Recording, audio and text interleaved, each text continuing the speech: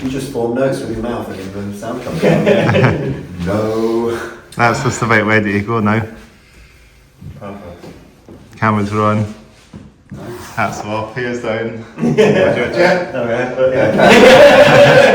be easy. It's more hair off. I'm the one that has the hair, the one here. You're waking up for the rest of us. Yeah. So maybe grow it again a little bit at some point then. Just keep growing it, that's it. That'll eventually come, you know. You know what I mean? We'll just do a wee checks again just to be sure. Yeah. Maybe that. I'll just make sure the cameras are on and stuff and the lights are on and all that. Everyone looks picture perfect as well. Picture I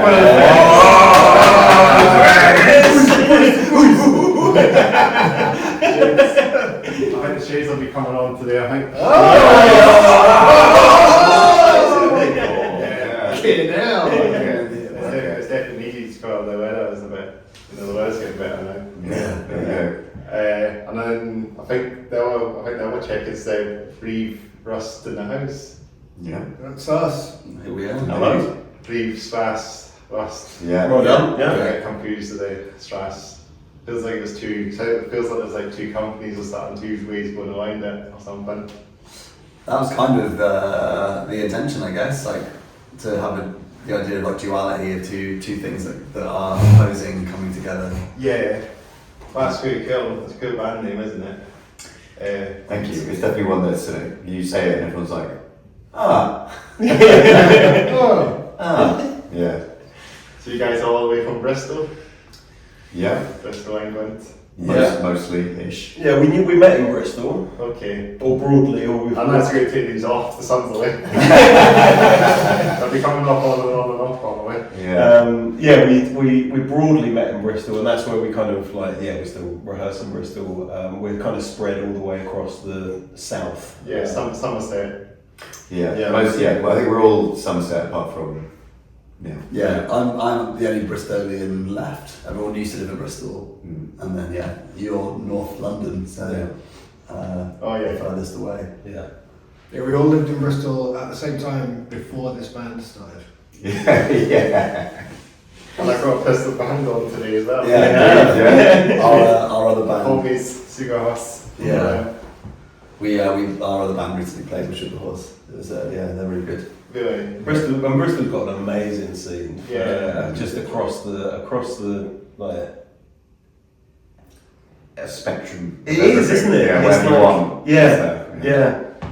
And someone was saying the other day that you get a lot of Bristol bands. There's not a lot of, considering the number of great Bristol bands there are, there's actually not that many that really break out. Like Idols are an example of like a big band that got big.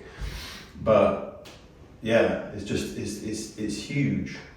Yeah, you could put on a multi-day festival with all the Bristol bands and it would be excellent. Yeah. I think that'd be dope because I know you got what's that festival called down there again? Tangent. Tangent down there, haven't you? That's quite a big festival. Yeah. Yeah, that's a good one. Yeah, and that's been running for well over a decade. Maybe even 15 years. No, I think it was a 10-year one last year. Yeah. Before. So like 11, 12 years now. Well over a decade in this. 10 years and 3 months. Really sailed past that decade. It shows how well it is because it feels like it's a well-oiled machine that must have been around for a while. Yeah. Nice, good save, thanks mate. That's what I was trying to say. But yeah, no, Outtakes is great. And with that, there's often a lot of kind of like localer Bristol bands on there as well. Yeah. So like Sugar Horse, for example, they probably played it. I imagine there's Spellmeld playing it this year. Yeah. I can't think off the top of my Last head. show for them? Something? Possibly. No, I don't know if they're playing any other international shows after that. I think that's the last UK show they've got booked. They've got a Japan tour as well. They're doing Japan, they're going across to Canada for a festival. The European tour as well, or have they done that already? I can't remember. Yeah. I never expect they would be playing places like that. Yeah. That's Sugar Horse, isn't it? Spellbot. That's Spellbot. Yeah. Alright, shout out to Spellbot. The Yeah. Bristol Bands. Yes. Yeah. Yeah, kind of anthemic black metal. Yeah. It's a little bit hardcore as well, isn't it? Yeah.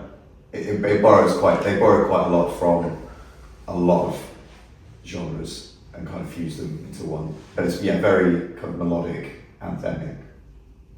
K-pop. Yeah, metal, black metal, bit hardcore. K-pop. That's a bit of a weird mix, eh? Have a bit of a dancey bit going on or something. Yeah. Really. Got to check them out. I'm guessing that's the reason why they're playing Japan then. Says it all, doesn't it? So, well, episode, I think this is episode 137. Do you want the That's 137? Yeah, we've come a long way. When did you start? Nearly 4 years ago. That's a lot in 4 years, isn't it?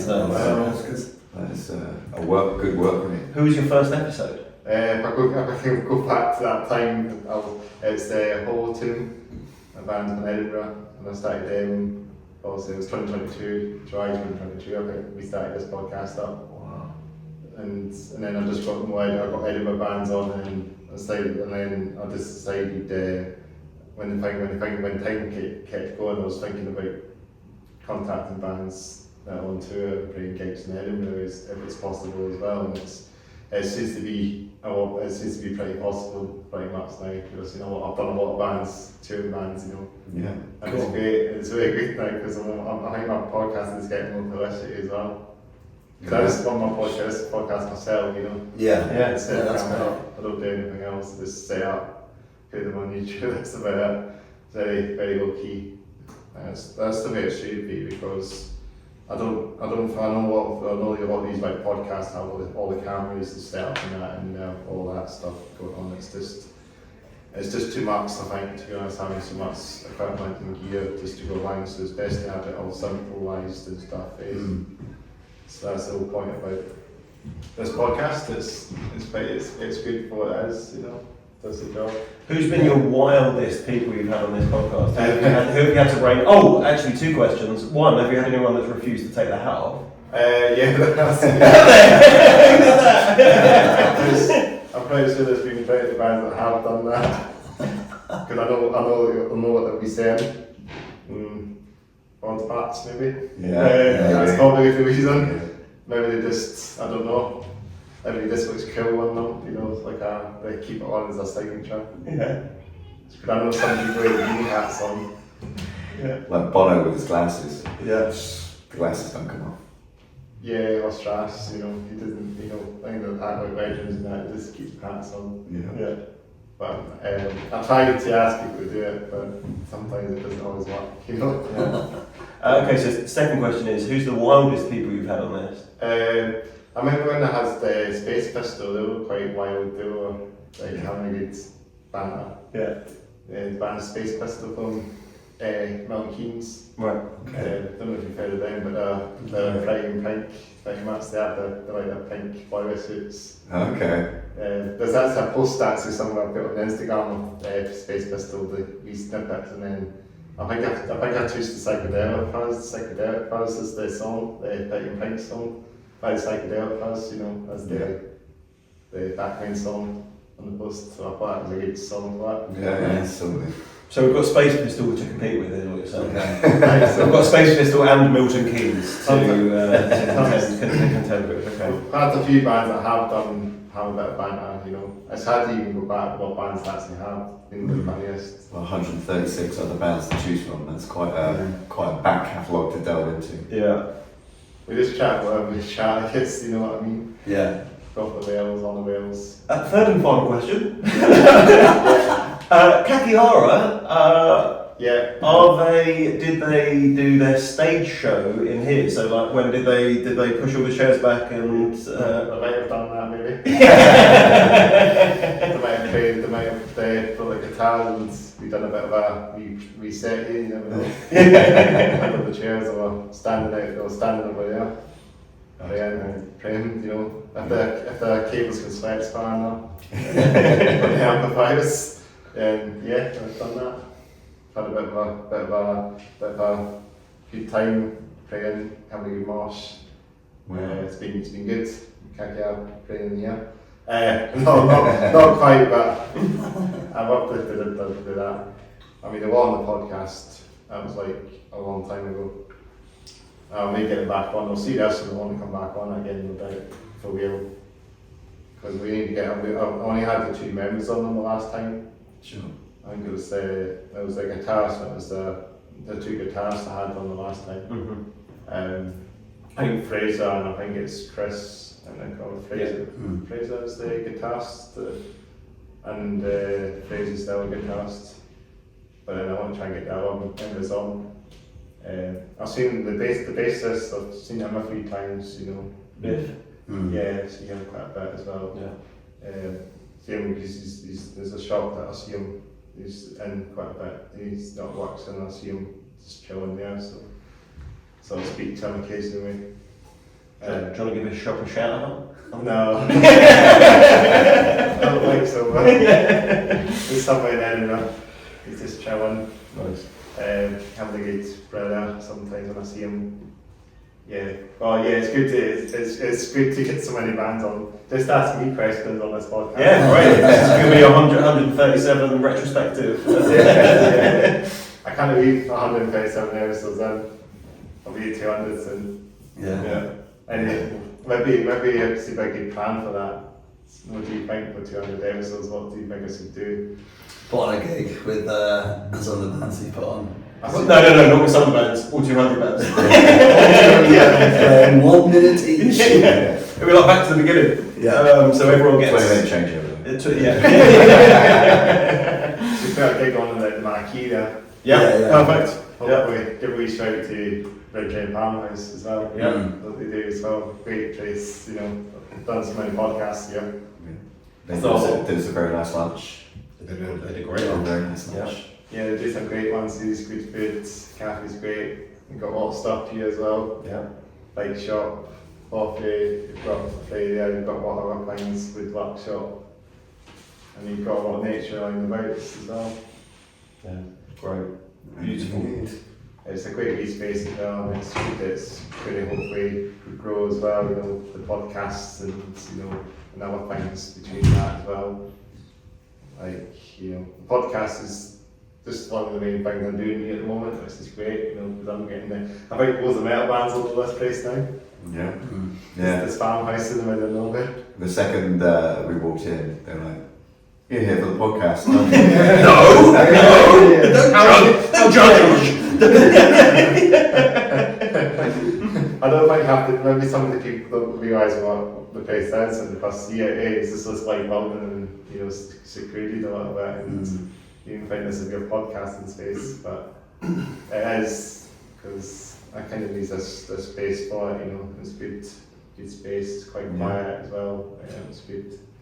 And then, what else did we, I mean, I enjoy it. Maybe, as I say, I think having a gig here will be brilliant. Yeah, that'd be wicked. That's something to look into. Because you've got the marquee outside. You've got a projector there. Yeah. We could do the gig in here, as to say. In this wee room, you know, if it's doable. Get a hardcore gig in here. Yeah, that'd be amazing. Yeah. So, as I say, you guys are on a wee tour at the moment. When you're at the moment, you guys are playing a few gigs. Yeah, you played Glasgow last night. Yeah, Edinburgh at the Banshee tonight, and then Manchester at the Old Point Pot, I think it's called, tomorrow. So it's us, High Walls and Kakihara, and this is kind of part 2 of a set of shows we did. So in January we did like a southern run, so we played Bristol, London and Nottingham, not quite south, but and did a little weekend of them, and now we're doing another 3 dates together, same 3 bands. Doing a few more dates this weekend, this time in Scotland, which is amazing because we've never played Scotland before in this band, so really nice to come up, and it's great that the 3 bands obviously Kakihara from Edinburgh, High Walls are from London, we're from Bristol, we're kind of It's also almost 3 points of the 3 points of the country. yeah, so it's nice to like have those 3 bands. I think we all work really well as a trio as well in terms of styles, and Yeah. everyone's super nice. So it's been great to use that as an excuse to. I mean, that's the thing. We just use band as an excuse to go to nice places and meet nice people, and that's the kind of the point of it. So yeah, really great to be back up. Well, be up here with those guys and back doing some more shows with them. Have you played in Scotland before then, or is this your first time in Scotland, basically not Scotland? I've played in Scotland before in a couple of other bands, mostly at Audio, not Audio Lounge, but Audio in Glasgow. Yeah. I'm guessing that would be Neand, you and Crazy Al. I don't know what else you've played Yep. in Scotland.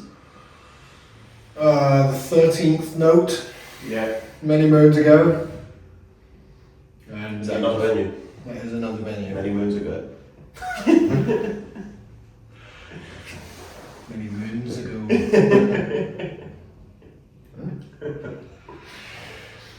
And And similar, different bands, but yeah, played up here a few times. But years ago, it's probably the first time in like a decade. And I've never not played up here before with any previous bands. Yeah. Virgin Territory. Oh. Yeah, never been to Glasgow before, so I now have. yeah. Third time in Edinburgh. First time playing here. Do you just visit Edinburgh then? Yes, I was visiting before. Yeah, Just having a wee nick around the city. I was a tourist. Yeah. Yeah. So you're getting experience for the music venues in Edinburgh. Yeah, I think I went to Bannerman's and Banshees before. Yeah, that was probably Henry's. What was another one? Henry Sailor. Yes. That one's just closed down. Yeah. I mean, that was like Yeah. almost 10 years ago I was there. So. Yeah, and there's some underground bands there as well. But there's another bit of sad news that's just happened now. There's a company called Redlands, they're just closing down now.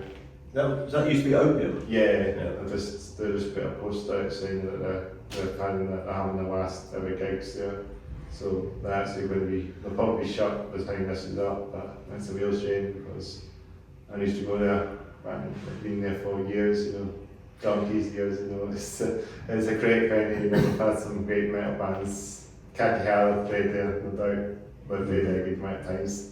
I think that's probably the best venue for Kakihara. Yeah, I think they said they played there a couple of weeks ago, something like that. I think. Maybe I'm wrong. We'll give a shout out to the Kakihara, and they'll see this because I'll make them come on this I'll make them come on this podcast soon and wait now. If you guys Just call them out. I'm sure it's doable. Your turn now. Well, as I just said now, it's a real shame about Legends potentially going away for good. My one memory of that place, I came up here just on a weekend and went to, it was Opium at that point, and was in there right until the end of the night, and then went back to staying in an Airbnb, realised that he'd lost the key at the Airbnb, had to wait outside until 7 a.m. in the morning, and was charged 200 quid for a new key, so that's my memory of Opium. Yeah. But hopefully the key's still there. Maybe it's held somewhere. Because they've got that room upstairs as well, Yeah. It's like a wee room upstairs in the venue, I think it might be like a wee hotel to stay in or something, But I mean, it's a great venue. Legends is great. Opium Legends, whatever you want to call it, because it's had two names. It was Legends originally, and turned into Opium, and then came back to Legends again. And that's it. If that's still been a shot, then that's a real shame.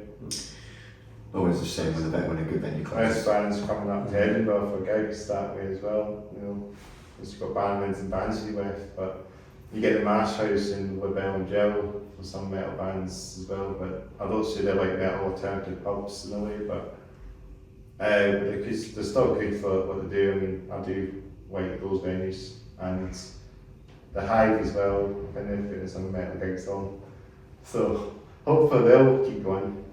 Yeah, I guess it's obviously it's a massive shame when those venues close.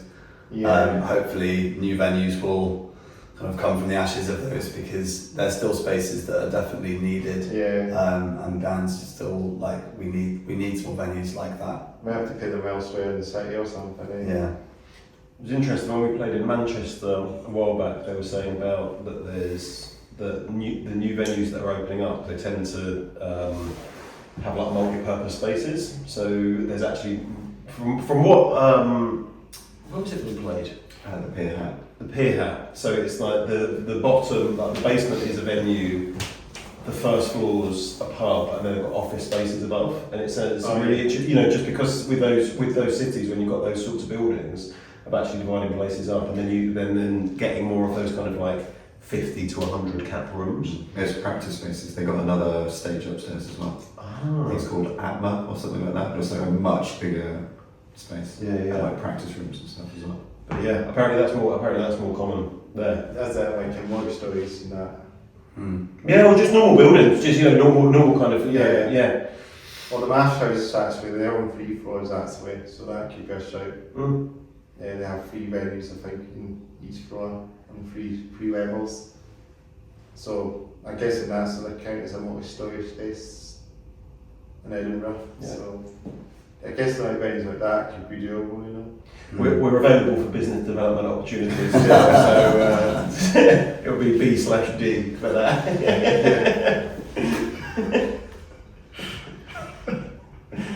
But so we introduce ourselves now. We've not really introduced ourselves to the band and the role of the band is first. We need to Sure. do that, don't we? Which way around, Donald? Do you want to start first? Let's go this way now. So that's in myself, Chris, and then what's that? It's Upside Down podcast. Cool. I'm Nath. I play the guitar in Breathe Rust. I'm Neil. I play bass in Breathe Rust. I'm Matt, I played drums. I am Rich. I am the vocalist. And Chris, not do the podcast. You did that one already? Yeah. Everyone. I make Twice. Bookended. Well, not Tyson in the back. Tyson at all. Sorry, you are. I'm Chris. That's the host of the podcast. What's the name of the podcast? That's all paid down. Alright. And who are you again? Steve. Perfect. All go today, right? Yeah. Yeah, we tend to have whenever we get to venues and we introduce ourselves, people forget our names instantly. Yeah. Because we have as a collection of 4 names, we have got some of the more forgettable names. 100%. All four letters. One syllable. One syllable. One vowel. Yeah. You call them like short names, you know that. Yeah. Maybe we need name badges actually.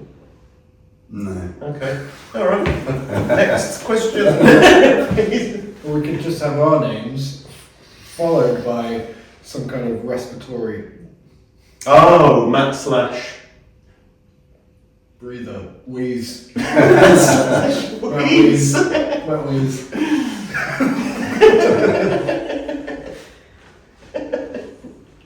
You get splashes on your name because of the band. Yeah.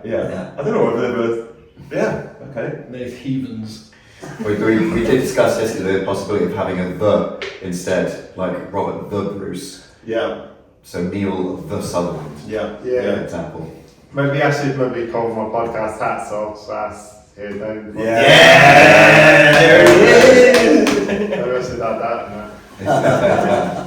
I think I kind of changed the name, but now for all people for all the episodes and say that. I think for one episode only. Yeah. It's hats Yeah, off yeah, / Yeah, but that makes sense, you know, because the Strass bands.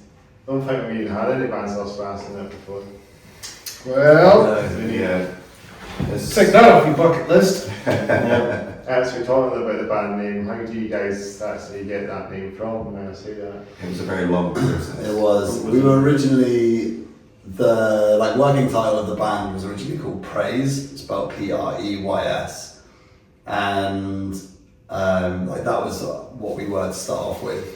And then there's a band from High Wycombe who are also a hardcore band that started playing shows called Prey, and we're like, well, we can't be called Praise if there's another band that are playing called Prey. So then it was back to the drawing board, and coming up with band names is probably my least favourite challenge in the world. We must have come up with hundreds. Yeah, and then it was like, what style, how are we going to do it? And then we landed on the idea of the slash because of the kind of, again, the duality of like the positive and the negative, which is quite key like in like lyrical themes and stuff like that. But then it was like, well, what are the two words we're going to have? And then it was just like literal spreadsheets of like options of this word and this word, and in the end, one of them was Breathe Bloom, which ended up being a yoga spa. Right, it can't be called that. No. So yeah, that would have been a bad choice. But that was the first Or a one. great choice. That was the first one we started. Me and you liked that. Yeah. We were pushing that. Yeah. But that was the breathe slash. And then a simple Google ruined all of our dreams. I think the alliteration of it, I was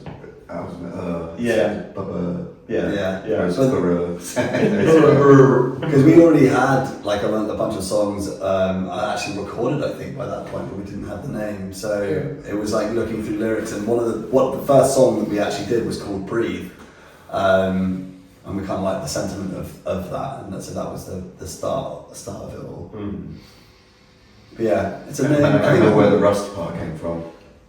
I don't know if it's from a Harm's Way album. I mean, it is Arms Way album, so. Well, yes, exactly. Yeah. I was listening to a lot of Harm's Way. But I kind of feel like all band names, like, it's really, until you like said it enough times and like it feels like it's connected to the band. Most band names I find like Korn. Yeah. Korn. We'll start with the K lads. Okay. Backwards up. Exactly. But yeah, it's the one we come back to is like a band like Converge. Converge itself isn't a great name on its own until you put the band next to it, and then it becomes a fantastic name that really feels like that band because that band have made that name. Yeah. And it was the same thing with this, but also trying to avoid things that were too metal. Yeah, we didn't want anything that was too like tough sounding, did we? Yeah. That kind of like really aggressive band name. Yeah. Because it might surprise you, we're not really tough guys. That might be shocking. That might be a revelation, but it is true. It's also one of those things with like, I remember doing this, a friend of mine was setting up a brewery actually, and they were doing name testing for the brewery, and some of the names were just so like regular words, as it were, that when it came to like, for example. yeah, but I think one of the ideas was like lumberjack, and it's like when you type in lumberjack, it's going to be really hard to find, and then there's lots of bands that have one word names that basement, speed, gel, fresh, like that they're all. So it's like we also want something that if you type in Breathe Rust, you're going to get us kind of almost immediately. Like it's like unique enough that it doesn't come up other things. Yeah, like. Yeah, that's the kind of band. And there was a big like kind of like trend in like those kinds of hardcore band names as well, and it was like we don't necessarily fit that scene or that aesthetic, so it's like didn't want to fall in too much with that. Yeah. So it took a long time, basically. Yeah. That was it. Yeah. Yeah, it's have to find what's good and what's ideal in that, Yeah. And now that just get a generic name, we know what this kind of sounds the same as that was, I'm still undecided as to whether I even like it or not. I love but it's like, well, it's here and we're printed in t-shirts now. So. I love it. I think it's great. I think it's Tough titties. Yeah. I think it grows Is that on a band more name as Tough slash titties. I remember we were talking about Basement. There was a band called Heaven's Basement. I don't know if you've heard of them. Heaven's Basement. No. It sounds familiar, but I don't know whether that's So like Crying two Wheel, words or something. old like band back in the day. I remember Crying Wheel used to play them back in the day. Heaven's Basement. Hard rock bands somewhere from the Midlands, I think. Was it Heaven / Basement? No. Not interested. Heaven's with a S at the end. And Basement as in basement. So they were pretty decent. They were a good band. I remember this song. There was a song quite a familiar song. Electric. That's the song I'm thinking on Heaven's Basement. Okay. She might well recognise it. Shout out Heaven's Basement. I don't think they're going Hope the folks in Heaven's Basement are doing well. Yeah, I think there's another band with some of the members, but if they're still, I think they disbanded a while back, Heaven's Basement, but I know they could, if they were still going, I could have got them on the podcast. Yeah. A reunion tour maybe. Yeah. You never know. Some of these bands might do it again, you know. Could, I think we said this off camera, that's us and Slayer in 2018, you know, they were doing a farewell tour. Yeah. But it might be, they're also back again, aren't they? Yeah. Yeah. About Tom, it doesn't have Tom O'Reilly in the band anymore, doesn't it? Not? Yeah, but I think it was basically the original, apart from the guitarist, Jeff. What was Slayer? Yeah, Slayer, yes. Well, Slayer, Jeff Hammond's dead. Yeah. So it's Gary Holt from Exodus. Yeah. Okay. And drummer, it's not David Lombardo, it's Paul Bostaff, who originally replaced David Lombardo the first time around. Okay. Alright, trivia. I like Slayer. But yeah, they did like a 2-year farewell tour and then came back like less than 5 years later or something. Yeah. Like, okay. Yeah. Yeah. I mean, it was a good show. Did you see them? Yeah, we saw the farewell tour.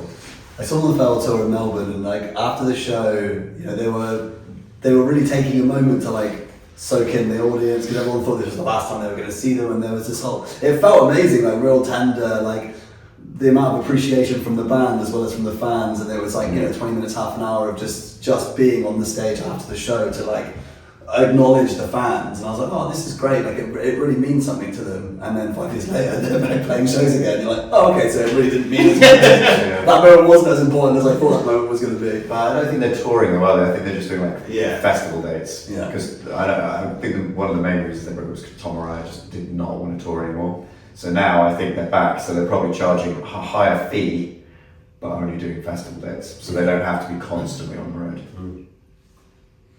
Which is what it is, I guess. Yeah. I mean, we saw them in Cardiff. And it was a cool show. So. Did you see them then? Yeah. That's saw all them the in Glasgow. Cardiff. Yeah, it was very And good. the Hydro, that's one of the venues. Yeah.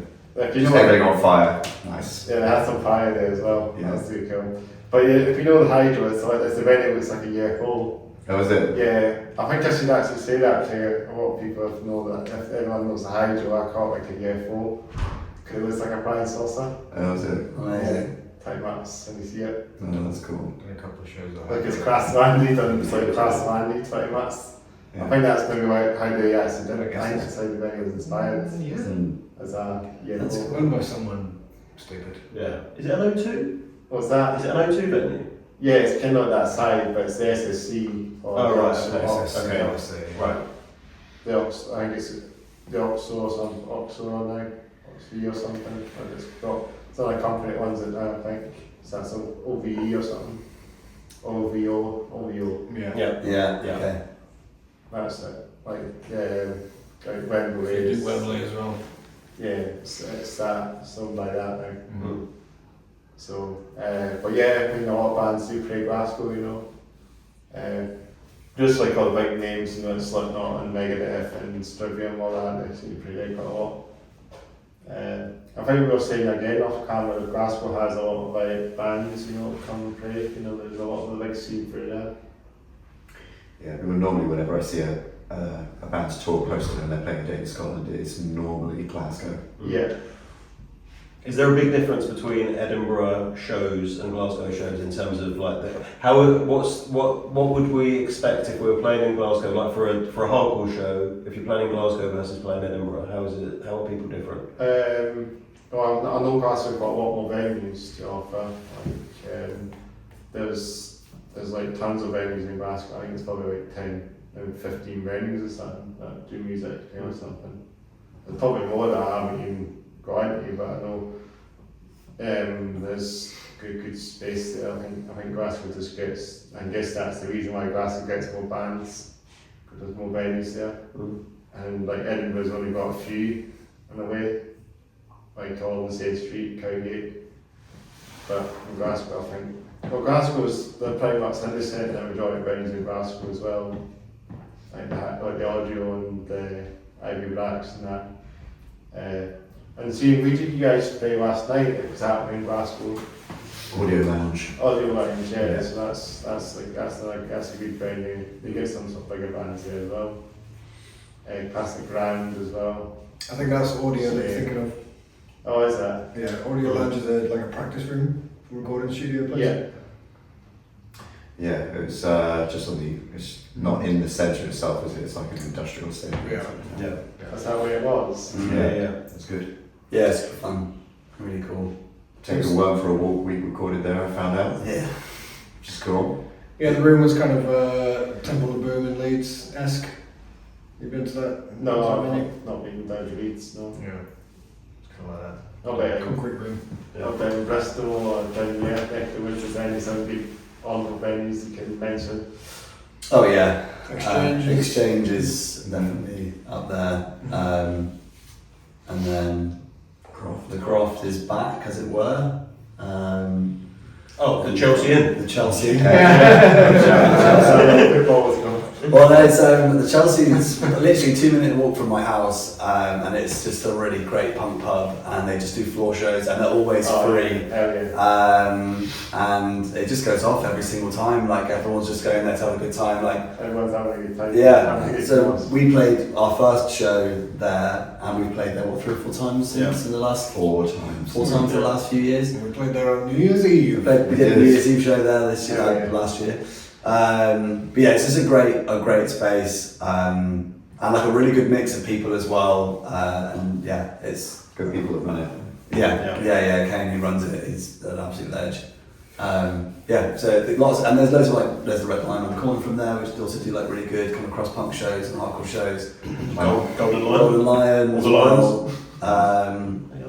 Yeah, there's quite a lot. Again, like Bristol, like all big cities, you know, a lot of venues have started to had to close their doors. The Griffin, actually another great venue, but it's like a proper metal pub.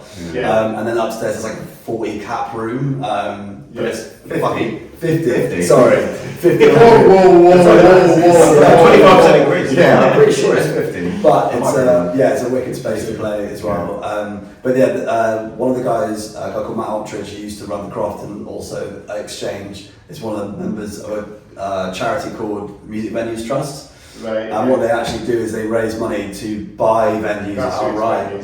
Yeah, to buy the grassroots venues, so they're no longer, they're basically landlords, but their landlord, they give the tenants, as it were, like a 25-year lease, and they don't. So it ensures that the venue can keep going.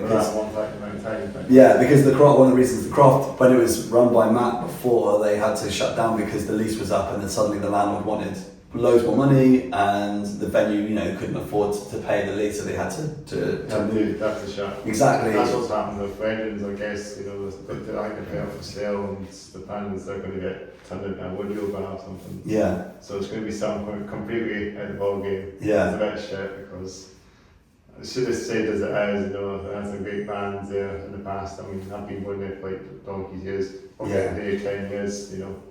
So shout out to the Music Venue Trust for doing those amazing work to secure venues and make sure they can have a longevity. Might need them to come up to fix solid as well.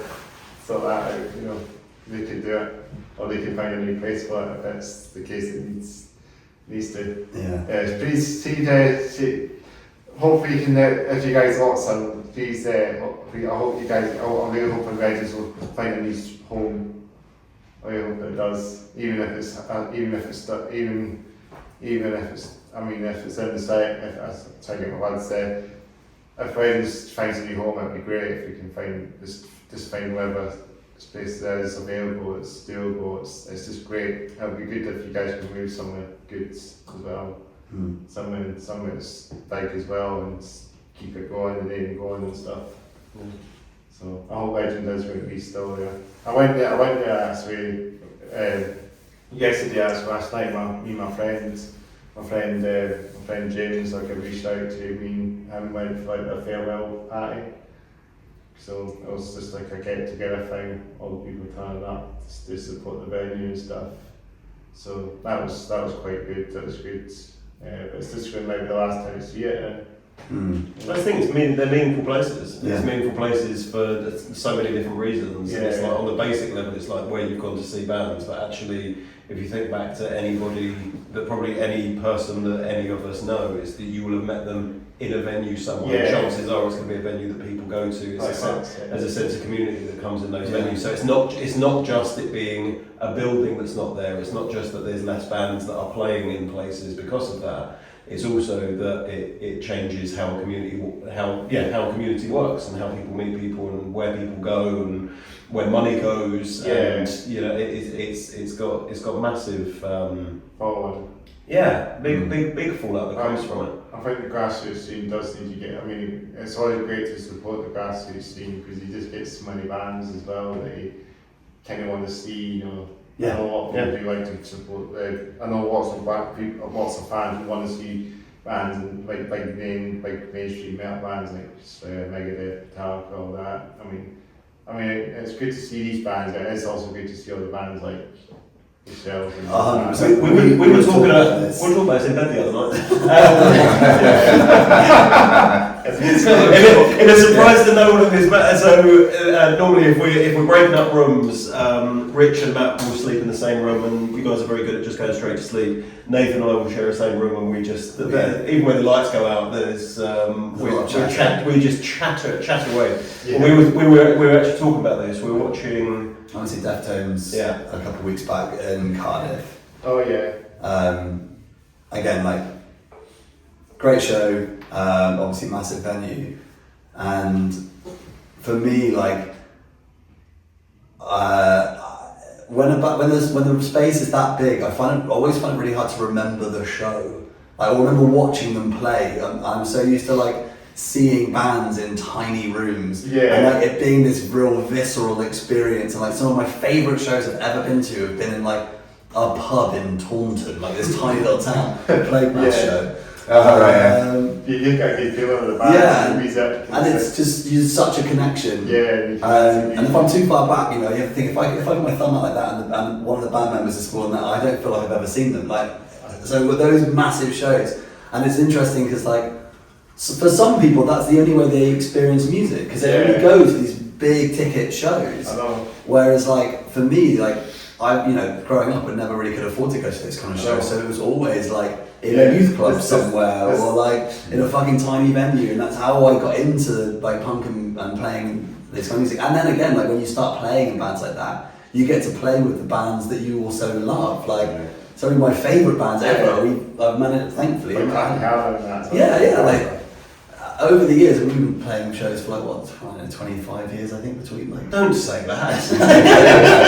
What awful. It's a long time.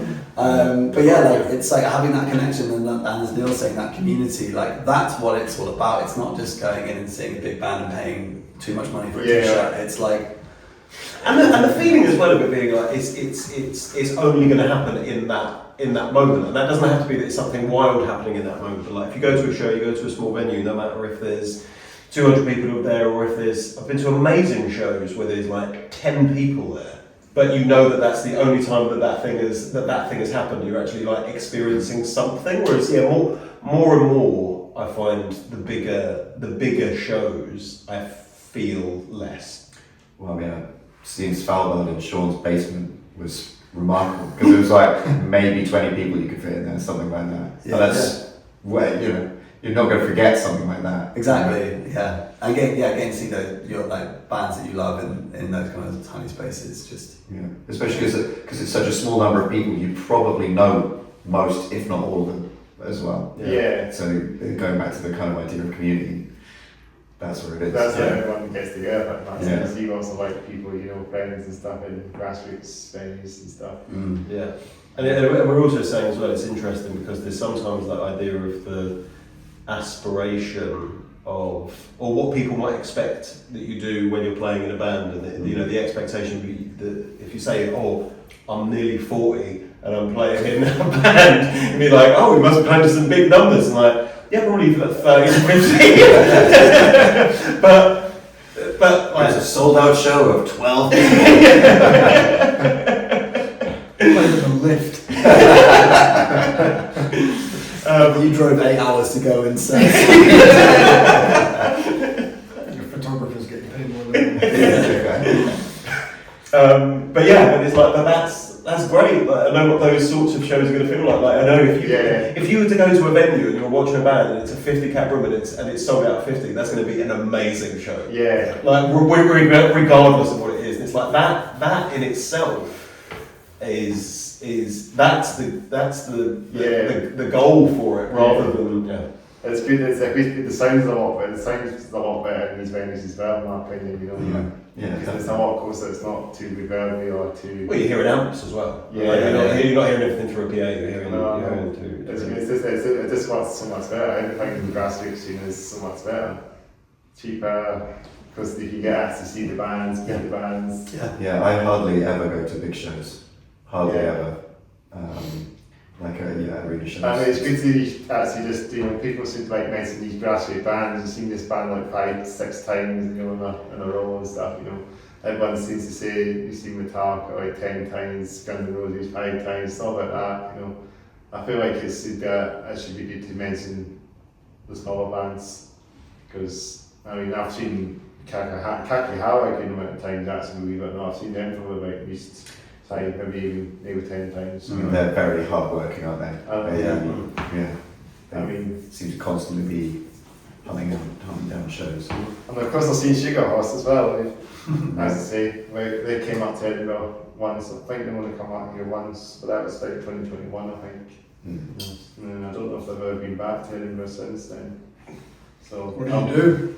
What's that? What did you do to them? Saddest for all. That's a sad album from town. Sugar Horse. That's the cover album. I heard that Sugar Horse are actually 30% Canderel. So that's the favourite Metallica then. That's the problem we do. Alan Sugar.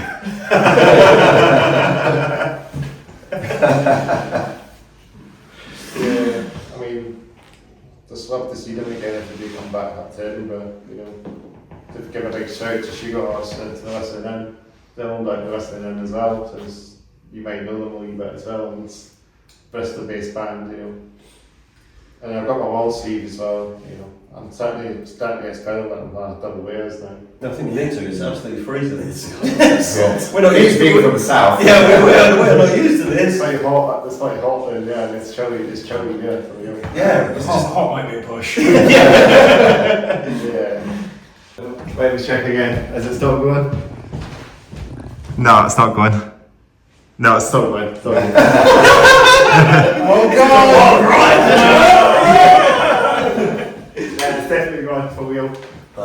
Roller coaster. Do we talk about our drip now? Since we're on that question now.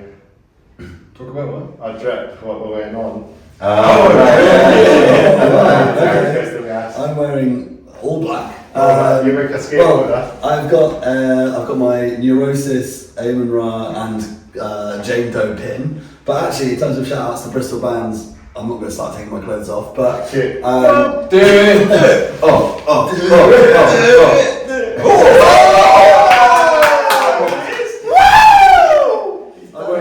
wear my host body t-shirt, another fantastic Bristol band. Yeah, so shout out to Host Body, wicked kind of noise, heavy band. Again, Neil and I played another band called The Earth and Me, and we did a show with them last year. We've seen them play with bands like Ren. Ren, Ren. Are they London bands? London, But shout out to Host Body. Yeah, shout to Ren as well. Yeah. They came up to Edinburgh as well. That's another venue in Bristol, the Cube, which is we saw didn't we? It's like it's an art house cinema. Yeah, they class it as a microplex cinema, so it's like a really small art house cinema with like a little auditorium. Yeah, I saw the Slave to the Grind documentary there. Grindcore documentary. But where the cinema screen is, it's also a stage, so they put bands on and then project. They'll project movies behind. So the Host Body show and Ren, they all both had movies that played in the background, and then they played. And they have jazz bands and full orchestras, a whole array of different music. music. A lot of like noise stuff as well. Yeah, like, super out interesting space. Like really, it's a really cool spot. Yeah, I mean, that's what most bands should do. I mean, I know there's projected a few stuff and some of the local stuff as well. Like, and some of the grassroots venues up here, they've had a projector and they project some things, like some bands, like visual stuff and stuff like that. You know what I mean? It's quite cool. Especially if you've been a post metal band. I know. Like post hardcore stuff and post metals, it's quite cool to listen to as well. Yeah. Well, like bands like Aim and Ra, like they have a film that they like. That's part of the set. Like it is the visual aesthetic. Is that like they all wear black. Yeah, Andrew the Old Man as well. Yeah. Band like that. They're great as well. They turn the lights off and they have lights behind them or something. Yeah, they've got a really good light show. They're a fantastic band, 100-year-old band. They're doing very well for themselves. Yeah, and rightly so. They're very lovely boys. They played Edinburgh like a long time ago, but I think they played Edinburgh maybe last year, the year before they played, but I didn't go. But it was a few years ago when I seen them. Brilliant band, so hopefully they'll come on one day. Yes, I'm looking to get more post metal bands on this podcast. You know, it'd be cool. And Co-Speaker as well. They're up here as well. You've heard of them? Yeah. They're homies up here as well. I've seen them a few times live as well. Nice. Yeah, you might see them one day. That'd be cool. And I know post metal has some good stuff. There's a lot of good stuff going in the songs as well. Is there any post metal bands you know from your neck of the woods? Post metal. I guess there's Cops, who are like a post black metal band. Yeah. I don't know if are they a post metal band, but Baal. Well, You know Baal? no. BAAL. That is Similar to Plate, but kind of similar to Plant. Baal are amazing. Yeah, it's kind of. It's definitely post elements in it. Yeah, that's cool. Yeah. You check out some more bands like that. We'll get them on one day. But I know these guys are kind of post metal as well. Sugar Horse and they're kind of that as well. I mean, it's just great. When I saw them live, they were very good as well. Very good. They were playing at weddings. I think there's a couple of videos on our YouTube channel. I did film a couple of their songs, so I need to look back at that again. So they sound very good.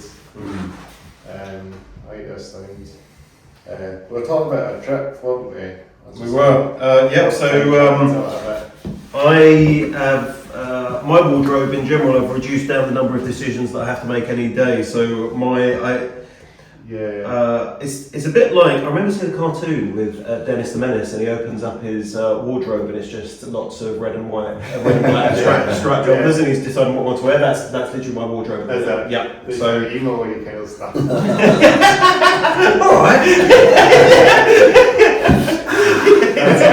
That's what I'm thinking. Or something. Yep, so we can skip past me pretty quickly.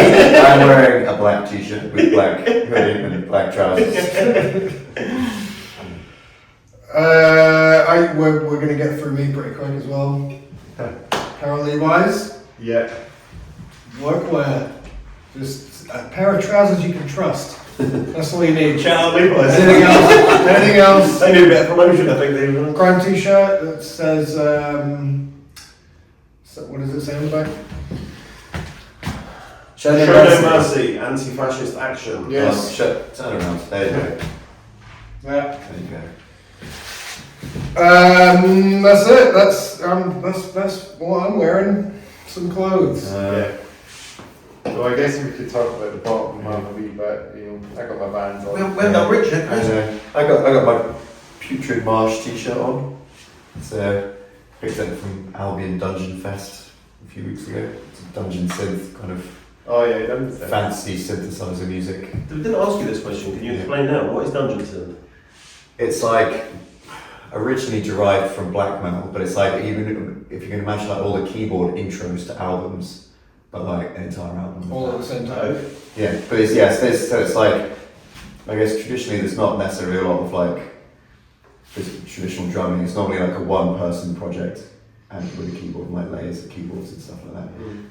Like you can imagine it being like the soundtrack to Dungeons and Dragons. Right. Yeah. Okay. Or some of it is a bit more like fantasy based, where it'd be like the Conan the Barbarian soundtrack or something like that, where you've got a bit more like percussive, like timpani drums and stuff like that. But And what do people do when they're watching bands like that? Is it stand there? Watch, because like there's a bit of theatre. Like quite often you'll see the person just like in chainmail and like medieval peasant clothes, or dressed like a wizard or a goblin. Or They're all working on their XP. Yeah, exactly. Yeah, so there's a lot of like cosplay elements to it, because otherwise it's just like someone stood there in front of a keyboard. It's not interesting. So you got to brandish a sword or like a mace or something like that. Hey Gandalf, nice dress. Yeah, exactly. Yeah. There's a lot of video games and stuff about.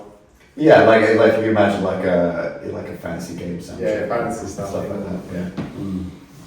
Yeah, I mean, Duns, my friend's into Duns stuff as well. He goes to a couple of Duns stuff gigs as well. My friend Dan, he's really into all that stuff as well. It's good because it takes you on a journey Yeah. that like a conventional song structure doesn't. You know, like it's like say it's like a soundtrack. So you've got like you can be Is it taking more part dancey as through a well? journey. It's a bit more dancey as well, probably. So some of it can be. A lot of it's like medieval, like folk instrument influenced as well. So you've got like love feet the sound all of over this. it. This sounds. I really want It's a to- lot of fun. We should have all gone to this. Was it 2 days or 1 day? It was 2 days. 2 Yeah. days. Yeah, there was like a pre-party in the Black Card as well. They put a show on like that at the Exchange, and Luke, one of my shout out Luke, who works there, he was like, "Oh, I'm going to check out this out. It's like D&D Dungeon Synth night." Yeah. And I was like, "This sounds amazing." Immediately sold out. Didn't get to go. Yeah, Gutting. yeah. I've got to see Questmaster, and that's going to be really good fun. It's like Australian synthesized machine. Okay. Very cool. We're not going to be listening to the entirety of the rest of this. I should have brought Magic the Gathering with me, and we could have played Magic and listened to Well, Dungeon yeah. Synth. Duns stuff would be a cool experience as well. I wouldn't mind seeing it one day. Maybe get my homie Dan to take me there one day, because I know there's a few through his neck of the woods as well. Yeah, but I think historically there haven't been a lot of live shows. It's only like in the relatively recently that people have started going and actually playing it live. Before it just been like you have one person in their bedroom just like making really sad keyboard music. Yeah. Sounds great. It's- And then they opened up their cupboard and they saw, is that medieval peasant? Yeah. I'm sure I could use that for something. Yeah, exactly. I knew I'd find it useful. But it's I've basically the past I've listened to almost exclusively either Dungeon Synth or black metal for like quite a long time. It's a key part of your personality. Yes, yeah. There's a few labels I follow. They just put out stuff like every month, and it's all on cassette, which you would hate. But it all kind of sounds a bit ropey anyway, so you don't have good sound quality. Not that I would hate, just would never listen to. I thought it degraded or something. Yeah, but that's the thing. 'Cause it all sounds all kind of like because it's all very budget recording, like black metal anyway. Like Yeah. the fact that it's on a cassette tape, it adds to the atmosphere. It's adding the final bit of production value. Like every cassette sounds slightly different. It's like the final piece of it that actually just brings it together. I remember when you used to listen to albums on tapes and like there'd be little bits that would skip or warp, and then you'd hear a song for the first time digitally years later. After getting used to Yeah, you're like, I didn't realise. Yeah, exactly. Yeah, but it's just the theatricality to it as well. Like, I was just like the release that I read you out in the car the other day. Just that hail, fellow travellers. Yeah. Like that kind of so over the top. I love Just that. so much fun. Did you hear that in the back? No. He gave I'll one recite it. hell of a I'll recite it to you later. Have you got it here? No, it was just like basically this like. It's like an Instagram. He's putting out, he's putting an Instagram post, he's putting out a release, We'll get to read and he it. just went, he went out and it's just like, it's Fantastic. Yeah. He really gave 110% though. Oh, you have to. You can't just read it out like, you got to give a bit of flair. Hello, weary travellers. Hail, fellow wanderer of the dark. Yeah.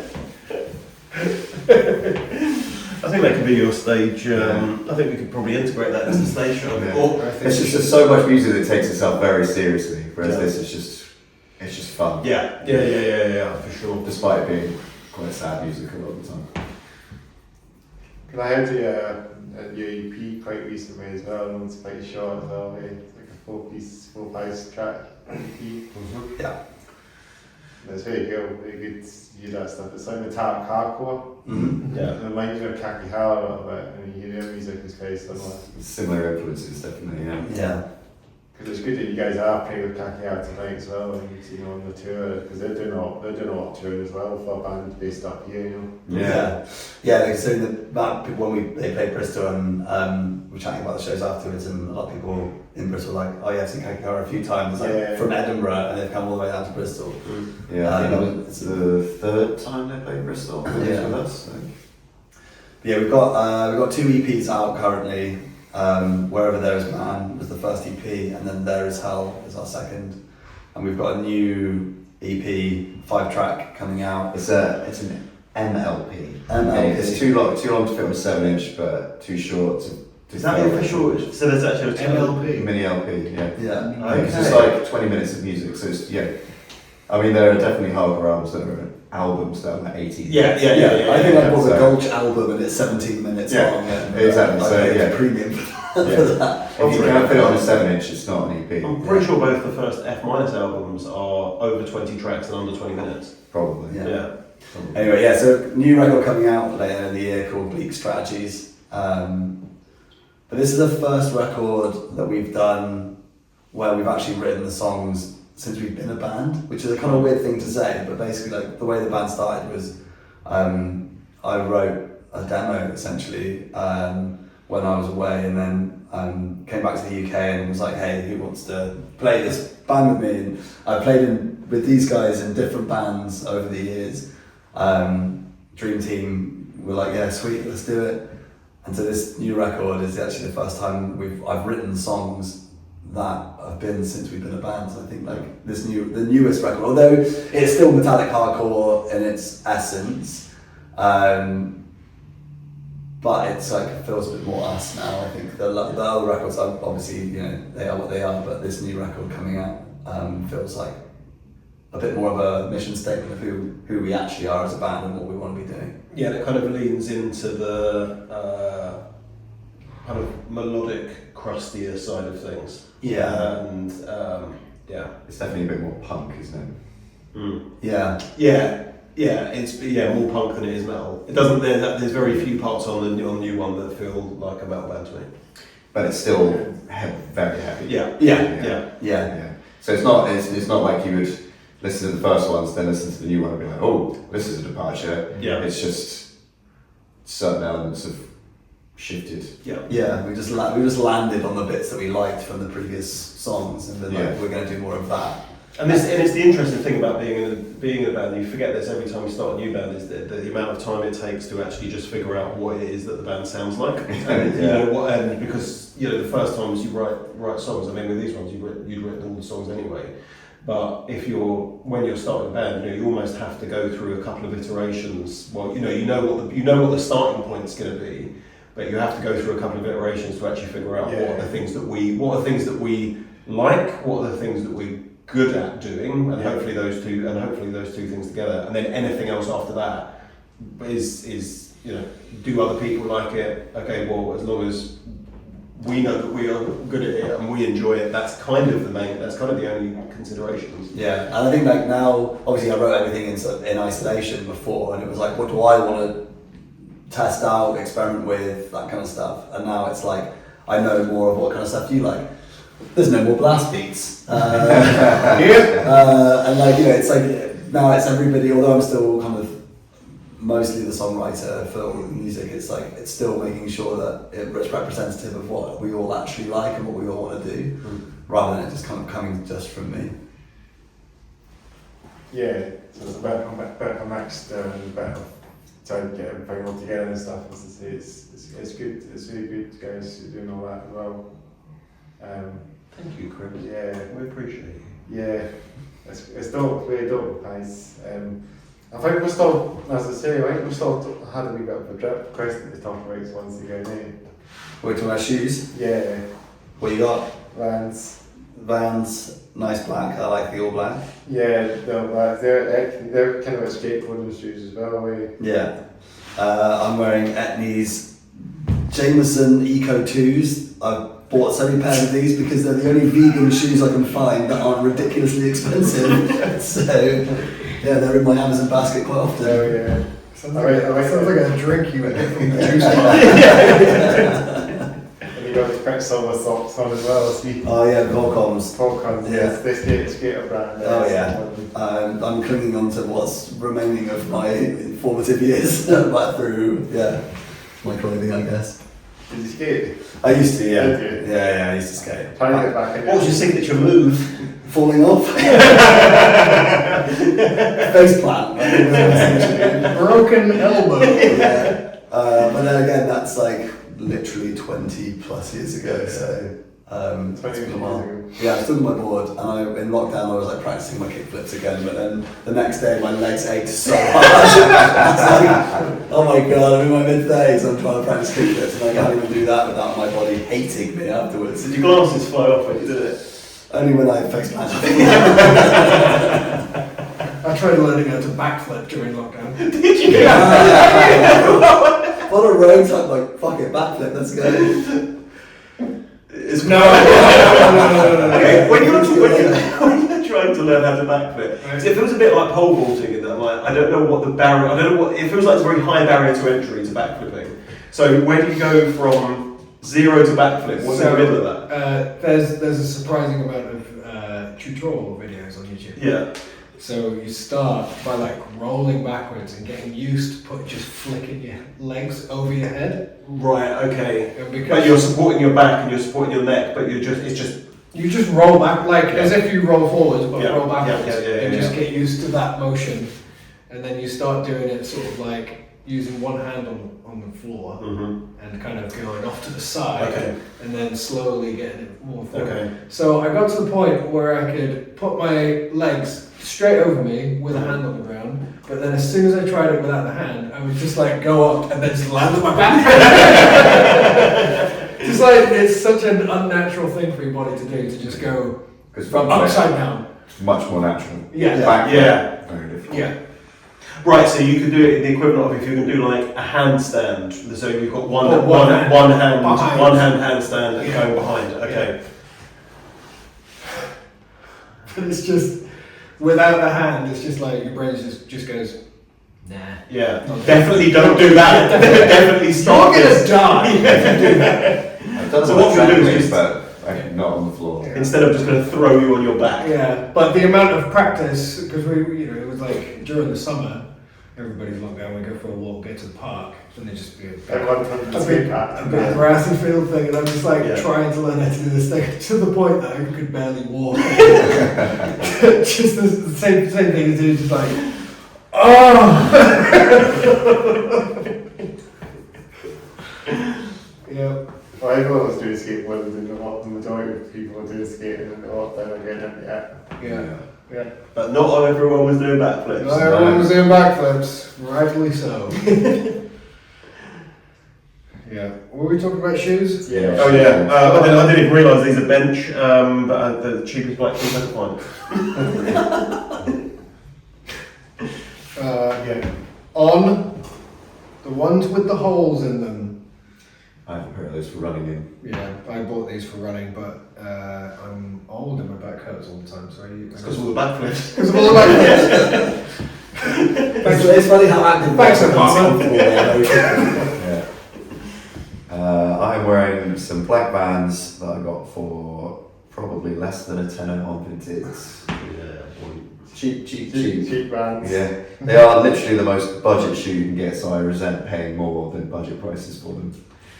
Because like brand new, they're like 50 quid. I'm like, this is the cheapest you can make a shoe. Why is it so expensive? So I buy them second hand. There you go. You just make your own shoes. I should. I bet people that do dungeon synth make their own shoes. Probably. Absolutely, get a shape now. Yeah. Fetch me the leather and twine.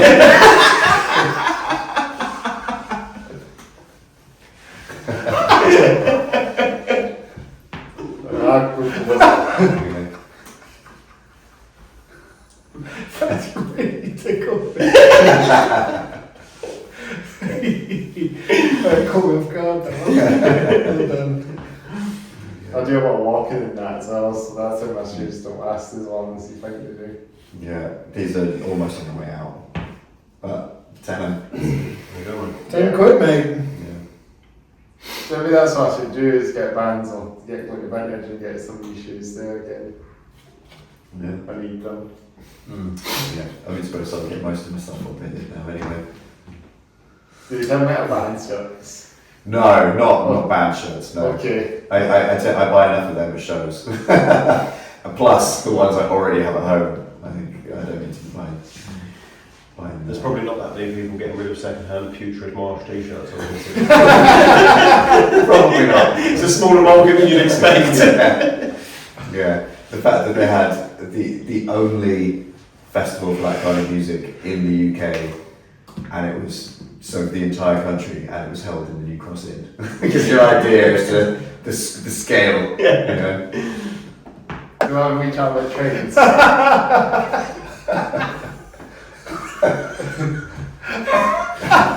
Move us on, Chris. Move us on. Oh! We haven't reached out with trains or something. Trains. Trains? Hell yeah. Let's talk about You wanna talk about trains. What's that? We're going to talk about trains. Yeah, what's the favourite franchise of train? Franchise of Ooh, train. I was going to say GWR because I know GWR well, but there are. I've spent a lot of nights stuck at Paddington when those trains have been. Have those trains been delayed? They used to have TVs in the back of the seats. Well, they got rid of that. But GWR. Sorry. Oh no! I'll tell you what. LNER. Absolute smashing train. The smashing. Got their own beer. Do they? Yeah, got their own beer. Get a little meal on the way out there. Always We've room. got some nice trains now, haven't we? They haven't got the old shitty ones now. They've taken them off. So. Where does Leeds? Leeds. I think it's Leeds North Eastern Railway. It comes up here, doesn't it? One in North Eastern Railway, I think that is. Is it? London. Yeah. Oh, that would make more sense. Yeah. Yeah, it comes up to Edinburgh. Yeah. No. Yeah, because it runs through Leeds to go to Yeah. Edinburgh. They're great. Yeah. Yeah. That's the. Spenny. No, not particularly. No? And you can also upgrade to first class for really cheap normally on the day. It's like a few quid. True colours are coming out now. Cross country. Free meal as well. You get a free meal with first class. Yeah? Yeah. So you normally pay an extra few quid and get a nice, lovely little meal and beer. Their own brewed beer. Well, who actually makes They it? should have a breed dog or something on breed dog train or But something. yeah, this is It's- what kind of train Well, company they've is gone this? under now, haven't they, finally? What's that? Brewdog? Yeah, the shuttle one down there. Yeah. Yeah. They're too shitty. We got some up here. Well, they're from Aberdeen, aren't they? Yeah. Yeah. What do you think of cross country then? That's another cross country. What's your opinion on that? I don't know when I've taken cross country. Where's the cross country run through? They go through Bristol, don't they? Yeah. Yeah. Yeah. It's a They're smaller trains. It used to be Virgin, but it's Oh, it's the cross country one that goes up to like Lancaster way. Aberdeen, and then it goes down to York and Sheffield, Brum. I think what I want in a train, my wish list really is a folding table that's not obnoxiously close to you when you put it down. That's Yeah. important, and that's surprisingly rare to have that. And a cup holder bigger than that. Yeah, and not one of those things where you have to. It's got like a tiny little folding table that's got the little wire thing that you pull out. Oh, You know, yeah. it's like the table extender that doesn't Yeah. actually extend the table. It just Yeah. So that You can't put anything on that, can you? no, it's not. I don't, No, yeah, gosh, I yeah. don't understand its purpose. So that would be. I think that would be number one.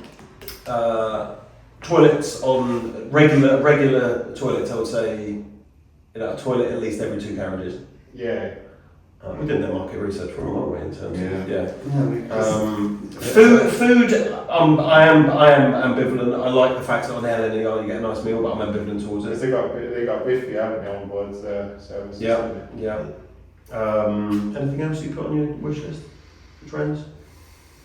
There's also one on A no kids carriage. No children. Or at least a silent carriage where the rules are observed. kids are not capable of such. But the rules have to be observed. They do, but then so it's on the parents. Mm. So it's more of a rule for the parents. Mm-hmm. Mm-hmm. But if the trains are on time, that's something I would put in my list. Yeah. Super fast train. So I went on the Shinkansen, Oh yeah. and that was That's quite a nice nice. train experience. Yeah, very smooth, very quick. Okay. Yeah, from Tokyo to Kyoto. It was very nice. That was a quite pleasant train experience. Not saying Not one I've experienced in the UK. Yeah. when we came up to Scotland, these guys drove up. Unfortunately, I had to work, and so I ended up getting a flight up to Edinburgh and then coming on a train. When I was researching it, I'm guessing what's it, Scottish Rail? Yeah, it was just like ScotRail. There's trains that run super late until really late. They're really regular. They're really cheap, and I'm like, cool. So ScotRail, you win. They were like, it was the absolute easiest train journey setup that I had to got the tram from Edinburgh airport to the station, and then straight away got to Falkirk. I was like, this is what you need when you get trying to organise that kind of stuff down in Bristol. It's like, oh, and I've got to wait for 25 fucking hours for the next train to come in, and I've got to do that, and it's going to cost me like £20 to do a 2-minute ride and all this kind of shit. Well, apparently the stretch between Bristol and Bath is the most expensive stretch of rail in the country. Because It was 10 quid for 10 minutes. oh yeah, And well, that's it's more than that. Yeah, It's it's more than that. yeah. And because it's so close, they count it as the same city area. So if you go to other places, you can get an open return. Whereas you can't do that if you go to Bath. So if you want to go to Bath and then return a different day, you have to get 2 singles. So it's actually like you pay like 16-20 quid just to go to Bath and back. Yeah, just 10 minutes. Yeah, 10-minute train. That's a short hop. Yeah. Yeah. I see you can get a bus there, but a bus service that was there probably in the day. Yeah, I mean you can get a bus, but it'll take you like an Takes hour. ages. Yeah, the bus takes a long. I mean, that's the thing. The train is really fast to get between two. So driving it's far quicker than driving or getting the train, getting the bus. But You've been to Bristol Bath, cycle Bath. I've not. No. It's great, isn't Very it? It's enjoyable. great. Yeah, on a nice day. Yeah. Lovely. And you can do it in half as well. What do you mean? You can if you stop in Kensington as well. yeah, Kensington, you can cut it in half. Mm-hmm. Shout out Bristol and Bath Cycle Club. And Kensington. well, if I'm ever doing running, that is my running track. It's not Bristol to Bath, obviously. It's too long, but that's the cycle path. That's how I live right by it. Yeah. So, what's your favourite train line? ScotRail. ScotRail! I like how they are. I think their trains are just very nice and well spec and stuff, you know.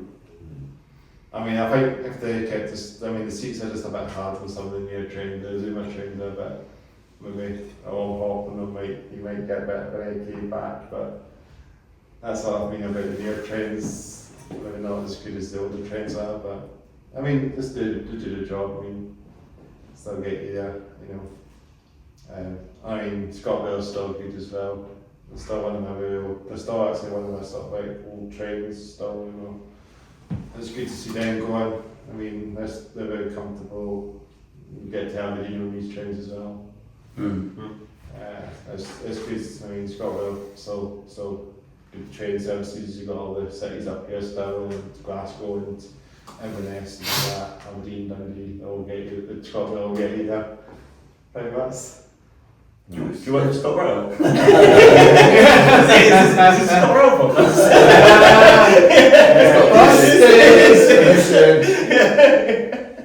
Well, it could be another podcast. It could be British Rail or British Railways podcast. Yeah. Let me just check the sponsors. That's the second British rail joke that's been made in 2 days. Is that true? Yeah, someone made the British rail joke about Last night. BR. Yeah. British Rail. Wow. There we We go. are British Rail. Yeah. Come to take down ScotRail. No, it might be because that's what GBR's going to be when they get all nationalised again. They're all going to be brought in public ownership again, so all the trains will be run by one company. So we'll see what happens, I guess, when it actually materialises.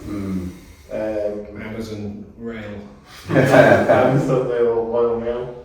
Maybe the Amazon, maybe it'll be Amazon Mail instead of the Royal Mail, because there used to be the mail trains that used to run by Royal Mail, but then they stopped that. Because I think the roads are taking over a lot of that now. So, I like my trains, of course, and I bet the train geek, I guess. Also nice, York has got some good stuff that's going on as well. York Rail Museum is great for looking at trains and stuff. The guy that did the train The guy thing with he got like Princess. circulating. Yeah. He's from Frome. Is he? Yeah. So What's that? France? Francis Bourgeois. Maybe I'm on a podcast one day. We'll just be chatting about trains. Yeah. Have you tried to get them on at any point? No, but I could. Yeah, give me a shout. Definitely. Give me a shout. Yeah, get a train. Why not? He'll do it. He'll drive up in his little pink micro. Yeah, just jazz. Come and hang out. Should be. But Get a he train. drives up. You get a train. Well, he drives up. It's a train line. Well, I can see he's as well. got a pink micro that he drives everywhere. What? But And what is he's, it? and he's put some sports car engine in it because he loves it so much. But why is he driving to places and not getting Well, trains that's a places? perfectly valid question. But not one for you. Not one for me. Not one that you Ask want to him. Get him on the podcast. Ask him why he drives everywhere, and then you watch the podcast. Is it an old school micro? It's Or is it one of the bumpy no, ones? one of the new ones. And, Okay. and what was your one called? The green one? Gordon. Gordon. Yeah. Do you know what Gordon's number plate tattooed? So he does. Neil had an old micro that was named Gordon, and when it finally passed away, You knew about this, didn't you? yeah, he got the number plate of that car tattooed on his leg. Yeah. Yeah. Good old Gordon. Was that a very old micro then? Yeah, 99, I think. It was basically the last run of the old micros, so they added in. What was the thing on it? It was 16. At 16 valve, but it also had like every other. It was like they just added every sticker, like Every badge. It was obviously everything that they had just like left over in the factory. Turbo, 16 valve. Was that the one that was about in the UK? Ooh, good question. Pass. Pass. I can find out. Yeah. I'll ask him. They used to have a kind of car industry. They used to have the Ford factory up here as well. I mean, down south as well. They used to build lots of Fords here. In the UK, Dagenham and stuff. Yeah. But Yeah. they don't do that anymore now. So. Yeah. Well, Nice. I guess we'll have a podcast up soon, but. Yeah, I could shit, to be honest.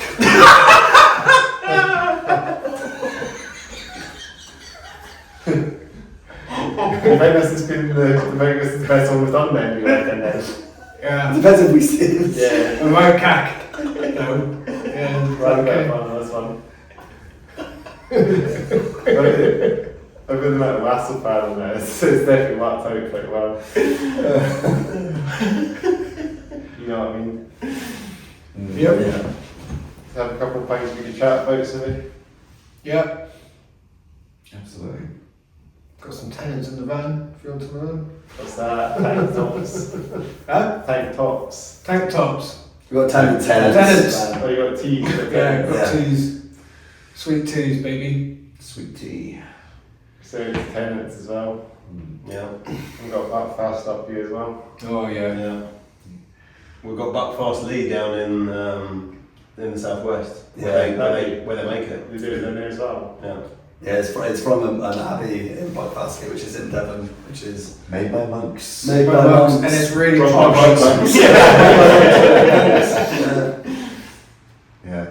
Yeah, it was pretty much one of the first things we saw when we came out yesterday when we were wandering around. Up Pretty to much- Stirling Castle. Yeah, up to Stirling Castle and immediately saw an empty bottle of Buckfast. Yeah, there's a lot of them scattered away in some ways. Yeah.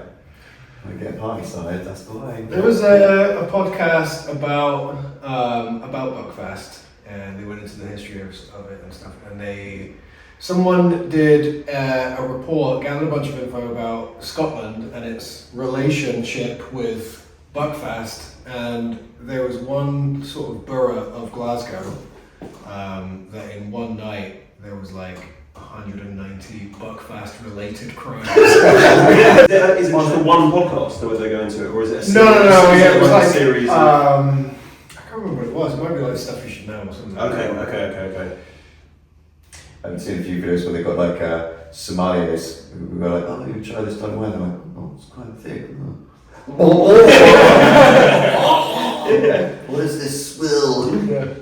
They just take on a Scottish accent, start fighting someone. But yeah, so you go down to the Abbey, and there's like this nice little gift shop. So you can go to, where you get some sort of like Buckfast related, like little glasses and stuff, isn't there? Monks walking around. It's great. That'd be cool. You need to make the trip. Yeah, I do. Yeah. Cross country rail. Yeah, cross country same right down All the there. way down there. Pilgrimage. Probably get a bit of Scott Rail in there. I might get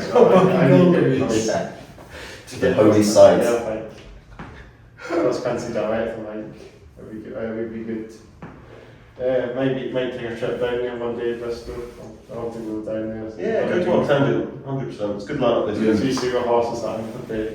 Yeah. Do a podcast down there with some of the bands, even that'd be cool. Just do a podcast on the road or something. Yeah. And any bands down that neck of the woods, Newcastle, Bristol, Quite a jump between those two. Yeah. I could go to Newcastle because there's a good metal scene in Newcastle as well. Yeah, there's a few. Shout out Pariah. Yeah, Pariah. Yeah, from that neck of the woods, aren't they? Mm. And Sulphuric Deity. I think we've got members from Newcastle. Yeah. We've got a few bands we've had on the podcast on Newcastle as well. We've up here. We've done a few good names. And then we've had a few Newcastle bands on this podcast, good amount of them. So maybe I want listeners that listen to this podcast are from that neck of the woods. Yeah. If anyone wants to book us for a show in Newcastle. That'll be We've got a wicked. few venues down there, Charlie Ends and something like that. You've got a few good venues down there, I think. Yeah. That would be a good shout. Right. So I'm guessing we'll probably just slow that podcast up. If you want to ask a few questions, music or something, or social medias, that would be a good wee shout for the wrap up completely. Yeah, so all of our stuff, our main place is on Instagram and Bandcamp. So Bandcamp, where around is it? No, breatherust.bandcamp. So yeah, everything's up on Bandcamp. We're not on Spotify, but it's on Bandcamp.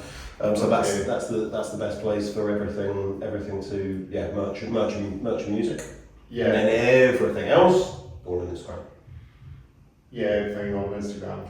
Yeah, the only social media page we have is Instagram. Yeah, not Facebook or any of that. No. It's gone a bit shit now, I think, Facebook. Yeah. I took myself off it quite recently, and I'm so glad to see the light day of it. To see the light day of that now. And we still can do a podcast. We still can have the podcast. It's great. Yeah. But no, I think that's it, isn't it? Really, for those ones. Two EPs and a single on Bandcamp.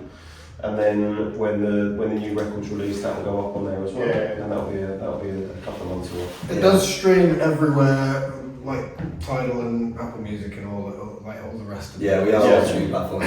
We just removed Just- ourselves from yeah. Spotify for all the reasons that people will probably know about. Yeah. So just the AI stuff, I guess. Well, Yeah. Yeah, that amongst there's Yeah. things. Yeah, it's gone downhill as well. Yeah, I had a statistic that 40% of all music that's now being uploaded to Spotify is AI generated. Yeah. So it's just being flooded with, Just all the shit now, isn't it? yeah. Maybe you have to buy a CD or a tape, Yeah. have it mastered rather than streaming it. Probably get to that point now if it gets to the point that things like that take much time. We need to get the physical media back in the mix again. Yeah, I still buy physical media every month. Yeah. One way or another. Yeah. Vinyl, CD, tape. Killer Man for the Bible collection. Yeah, I'll hunt them down. Yeah. I got a chain now. A mace. I'll buy him. Cast a spell on him. Turns out we are tough guys.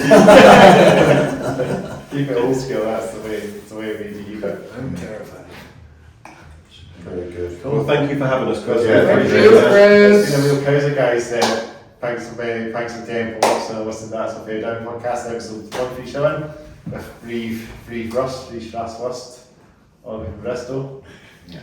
Reach the like, comment below, subscribe, hit the bell notifications, share this podcast out, spread the word out, follow me on Instagram, That's a Fair Down podcast. I get so many followers on that now, so I'm really glad that Instagram is the way to go now. So just follow me on Instagram or YouTube only. That's the only two platforms I'm on. Maybe I should get a TikTok. What do you think?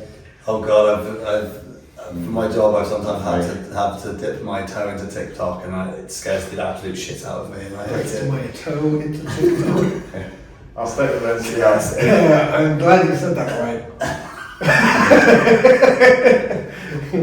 Tongue twister. It's kind of similar anyway, I think.